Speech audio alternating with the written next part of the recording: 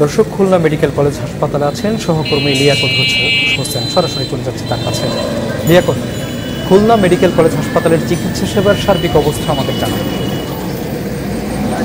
আপনি যেমনটা বলছিলেন, খুলনা মেডিকেল কলেজ হাসপাতাল সহ খুলনা বিশেষায়িত হাসপাতাল, খুলনা জেনারেল হাসপাতাল, এছাড়া রয়েছে খুলনা 9টি উপজেলায় 9টি স্বাস্থ্য কমপ্লেক্স, সর্বত্রই যে সাধারণ রোগীরা রয়েছে তাদেরকে চিকিৎসা দিয়েছেন।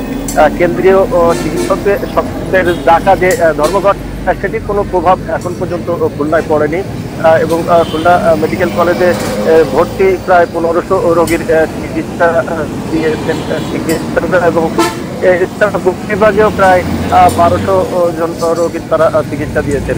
এভাবে প্রতিটি হাসপাতালেই নিয়ম প্রতিদিনের মতোই চিকিৎসা দিয়েছেন চিকিৎসকরা। এবং আমি কথা বলেছি খুলনা বিএম এর সভাপতি ডাক্তার মাহলুল আলমের সাথে। তিনি আমাকে জানিয়েছেন চিকিৎসক নেতৃবৃন্দরা দুপুরে তারা বৈঠক করেছেন। সেই বৈঠকে তারা সিদ্ধান্ত নিয়েছেন খুলনা ছাত্রাস্তা মোড়ে বিএম ভবনের সামনে আগামীকাল তারা সমাবেশ ডেকেছেন এবং সেই সমাবেশে তারা তাদের যে আগামী যে কর্মসূচি সেই কর্মসূচি ঘোষণা করবেন।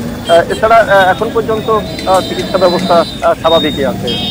এই ছিল আমার কাছে সবশেষ তথ্য। শিমুল, লিয়াকত, আপনাকে ধন্যবাদ।